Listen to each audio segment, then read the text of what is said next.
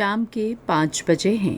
السلام علیکم، یہ ریڈیو پاکستان ہے۔ سمینہ وقار سے خبریں سنیے۔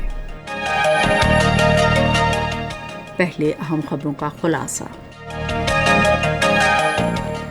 وزیر اعظم نے اراضی کی خریداری میں غریب افراد کا استحصال روکنے کے لیے جامع پالیسی وضع کرنے کی خاطر وزیر منصوبہ بندی کی سربراہی میں کمیٹی تشکیل دی ہے۔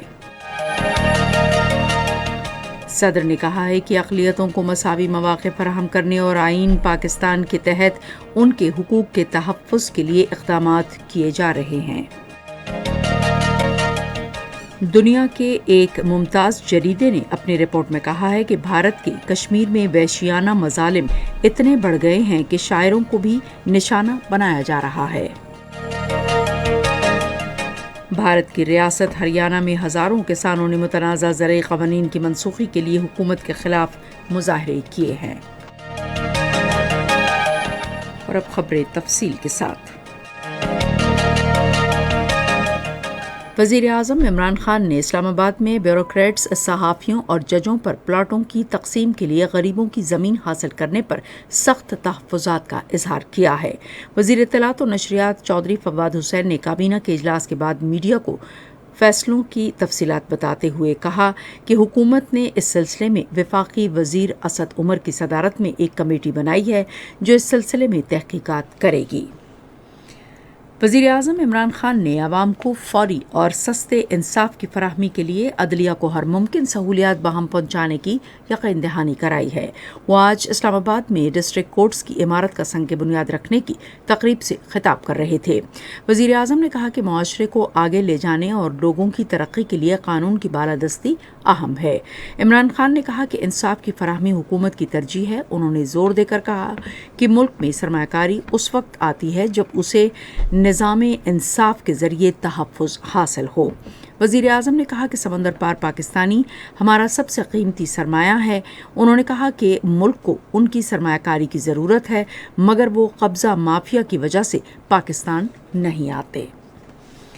صدر ڈاکٹر عارف علوی نے کہا ہے کہ اقلیتوں کو مساوی مواقع فراہم کرنے اور پاکستانی آئین میں انہیں حاصل حقوق کے تحفظ کے لیے اقدامات اٹھائے جا رہے ہیں۔ آج اسلام آباد میں چلارام کیولانی کی قیادت میں قومی اقلیتی کمیشن کے وفد سے گفتگو کرتے ہوئے انہوں نے کہا کہ ملک کی ترقی میں اقلیتی برادری بھرپور کردار ادا کر رہی ہے۔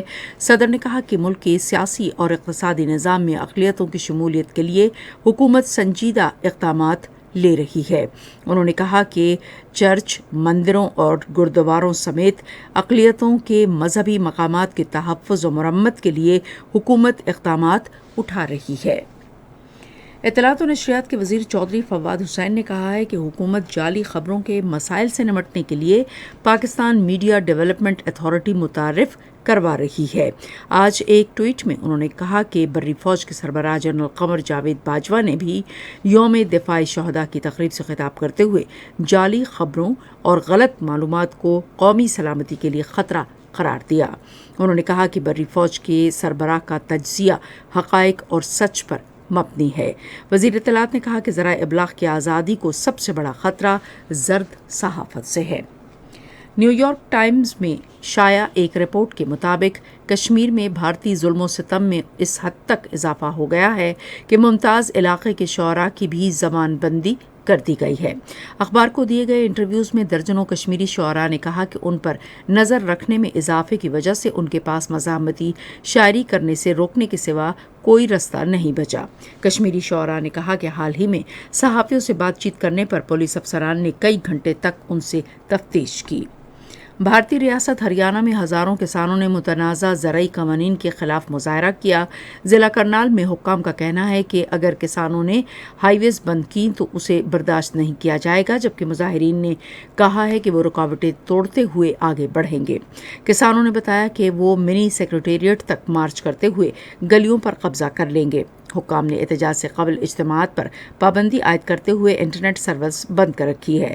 واضح رہے کہ گزشتہ سال نومبر سے کسان مطالبات کی منظوری کے لیے احتجاج پر ہیں، جبکہ 27 ستمبر کو کسانوں نے ملک گیر احتجاج کا اعلان کر رکھا ہے۔